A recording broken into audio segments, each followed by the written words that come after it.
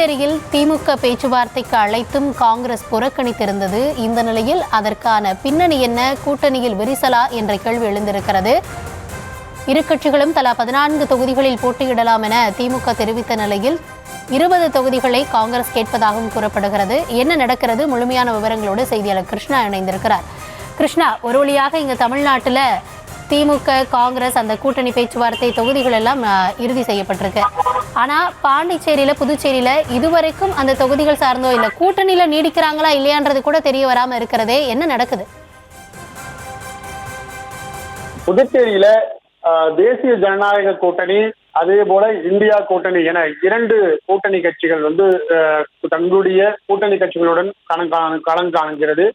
இதில் தேசிய ஜனநாயக கூட்டணியுடைய கட்சிகள் தொகுதிகள் உடன்பாடு எட்டப்பட்டு தற்பொழுது அதற்கான அறிவிப்புகள் வெளியாகி இருக்கிறது. இந்த நிலையில்தான் புதுச்சேரியில் இருக்கக்கூடிய இந்தியா கூட்டணி கட்சியில் காங்கிரஸ், திமுக, விடுதலை சிறுத்தை கட்சி, இந்திய கம்யூனிஸ்ட் கட்சி இடம்பெற்றுள்ளது. இதில் திமுகவை தலைமை ஏற்று விடுதலை சிறுத்தை கட்சியும் இந்திய கம்யூனிஸ்ட் கட்சியும் பேச்சுவார்த்தை நடத்தி வருகிறது. அவர்களுக்கு தலா ஒரு தொகுதிகளை கேட்டு வருகிறார்கள். இந்த நிலையில்தான் திமுக காங்கிரஸ் இடையே நீண்ட இழுபறியானது தொகுதி உடன்பாட்டில் நடைபெற்று வருகிறது. கிட்டத்தட்ட 2 கட்ட பேச்சுவார்த்தைகளும் இழுபறி நீடித்திருக்கிறது. முதல் கட்டத்தில் காங்கிரஸ் 8 தொகுதிகளும் திமுக 10 தொகுதிகளும் பேச்சுவார்த்தை நடைபெற்றது. அதற்கு திமுக ஏற்றுக்கொள்ளவில்லை. பிறகு காங்கிரஸ் 17 தொகுதிகள், திமுக 13 தொகுதிகள் என பேச்சுவார்த்தை நடைபெற்றது. அதுவும் இழுபறியானது நீடித்து வருகிறது. தற்பொழுது திமுக 14, காங்கிரஸ் 14 என தொகுதிகளை பிரித்துக் கொள்ளலாம் என திமுக பேச்சுவார்த்தை நடத்தி வருகிறது. இந்த நிலையில்தான் திமுக வெற்றி வாய்ப்பு உள்ள தொகுதிகளான காலாப்பட்டு, நெல்லித்தோப்பு, மண்ணடிப்பட்டு, ராஜ்பவன், முத்தியால்பேட்டை ஆகிய தொகுதிகளை காங்கிரஸ் கேட்டு வருவதன் காரணமாக ஏற்கனவே தொகுதி உடன்பாடு எட்டப்படவில்லை.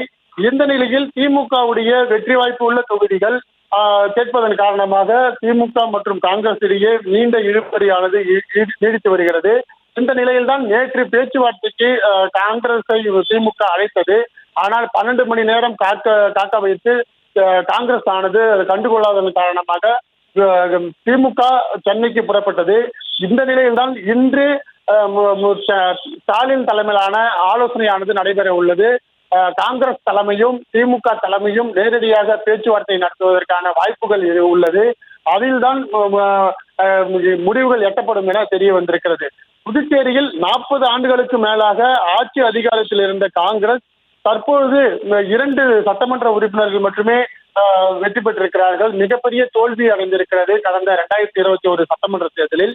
புதுச்சேரியில் காலூன்ற முடியாத பாஜக அது ஆட்சி அதிகாரத்தில் உள்ளது. அதே போல் கூட்டணியில் உள்ள 6 சட்டமன்ற திமுகவை சேர்ந்த 6 சட்டமன்ற உறுப்பினர்களை பெற்று எதிர்கட்சி அந்தஸ்தில் உள்ளது. ஆளுங்கட்சியாகவும் இல்லை, எதிர்கட்சி அந்தஸ்திலும் கூட இடம் பெற முடியாத சூழலுக்கு காங்கிரஸ் தள்ளப்பட்டது.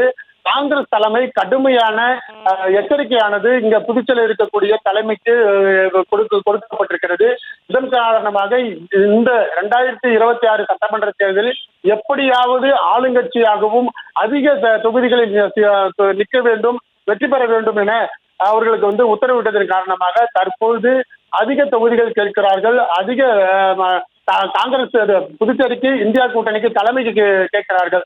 இப்படி திமுகவும் ஆட்சி அதிகாரத்துக்கு வருவதாகவும் அதே போல காங்கிரசும் ஆட்சி அதிகாரத்துக்கு வருவதாக இவர்கள் 2 பேருமே இந்த மோதல் போக்கானது தொடர்ந்து இழுபறி நீடித்திருக்கிறது. இன்று ஒரு நாள் மட்டுமே இந்த பேச்சுவார்த்தை நடவதற்கான வாய்ப்புகள் உள்ளது. நாளை கடைசி வேட்புமனு தாக்குவதற்கு கடைசி தேதியாக உள்ளது. இந்த நிலையில் இன்னும் 48 மணி நேரத்தில் இந்த கூட்டணி என்ன நிலைமையில் செல்லக்கூடும் என்பது குறித்து காங்கிரஸ் தலைமையும் திமுக தலைமைதான் எட்ட முடியும். இந்த நிலையில்தான் காங்கிரஸ் தலைமையில முன்னாள் முதலமைச்சர் நாராயணசாமி தலைமையில காங்கிரஸ் நிர்வாகிகள் கூட்டமானது நடைபெற்றது. அந்த கூட்டத்தில் 30 தொகுதியிலும் காங்கிரஸ் தனியாக களம் காண்போம் என அவர் நிர்வாகிகளிடம் தெரிவித்தது புதுச்சேரி அரசியலில், அதாவது இந்தியா கூட்டணி கட்சிகளிடையே மிகப்பெரிய பரபரப்பை ஏற்படுத்தி இருக்கிறது. கூட்டணி தொடருமா அல்லது இரு கட்சிகளும் கூட்டணி இணைந்து சமரசத்துடன் இந்த 2020 சட்டமன்ற தேர்தலை தொடர்வாக என்பது கேள்விக்குறியாக தான் உள்ளது.